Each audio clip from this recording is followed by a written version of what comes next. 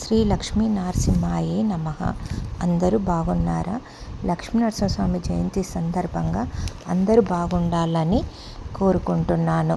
మీరు అందరూ బాగుండాలి, అందులో నేను కూడా బాగా ఉండాలి. శ్రీ వైకుంఠ లక్ష్మీ నరసింహ జయంతి సందర్భంగా ఇది ప్రతి సంవత్సరం వైశాఖ శుక్ల చతుర్థి స్వాతి నక్షత్ర నరసింహ జయంతిగా మనం జరుపుకుంటాం. అలా జరుపుకోవడం వల్ల శత్రు భయాలు, గ్రహ బాధలు, రుణ బాధలు, భూతపేత పిశాచాల నుంచి భయాలు, మృత్యుగండాలు అన్నీ తొలగిపోయి శ్రీ లక్ష్మీనరసింహస్వామి వారి అనుగ్రహం పొందుతాం.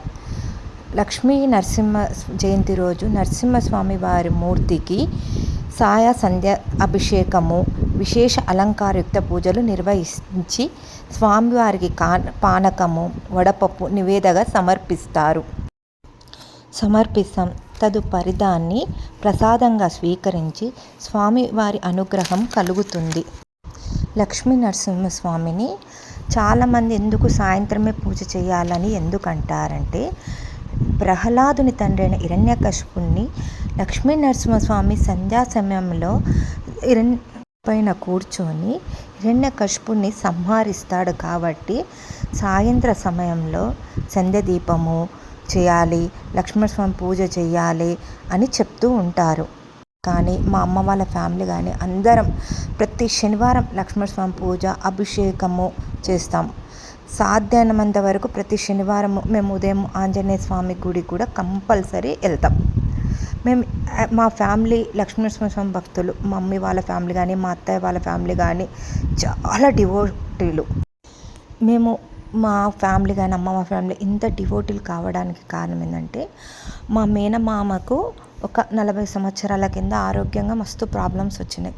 ఆయన ఆరోగ్యంగా హైదరాబాద్లో ఎక్కడెక్కడనో చూపించుకున్నాడు. నాకు ఏ ప్రాబ్లం లేదని ప్రతి డాక్టర్ చెప్పిండు. ఇంకా ఆయనకు విసుగొచ్చిపోయింది. అప్పుడు మా అత్తయ్య వాళ్ళ అక్క మామనార్ల ప్రేమిళ్ళ అమ్మ అని ఉన్నది. ఆమెకు నరసింహస్వామి వస్తాడు పై మీదికి. ఆమె దగ్గరికి మా మేనమామని తీసుకొని వెళ్ళిండు. అప్పుడు ఆమె నువ్వు లక్ష్మీనరసింహస్వామి మండలం పూజ చెయ్యి, నీకు కంపల్సరీ నీకు ఆరోగ్యం ప్రాబ్లమ్స్ అన్నీ పోతాయని చెప్పింది ఆమె. అప్పుడు మా మేనమామ మండలం పూజ చేసిండు. మండలం పూజ చేసి సమాప్తం చేసిన నెక్స్ట్ డేనే ఆయనకు ఆరోగ్యంగా మొత్తం బాధలు ఆయనకే స్వామి రాబట్టిండు. ఆయనకు స్వామి వచ్చి ఆయన ఆరోగ్యం కోలుకొని ఆయననే 10 నుంచి 100 మందికి సహాయపడ్డాడు. ఎటువంటి ప్రాబ్లమ్స్ ఉన్నా, ఆరోగ్యం ప్రాబ్లమ్స్, గ్రహ బాధలు, ఏ బాధలు ఉన్నా వాళ్ళకు ఆ ప్రాబ్లమ్స్ అన్నీ ఆయన సాల్వ్ చేసిండు. మా మేనమామ ఒకప్పుడు తుమ్మన్పేట, అచ్చంపేట దగ్గర తుమ్మన్పేట అనే గ్రామంలో ఉండేవాడు.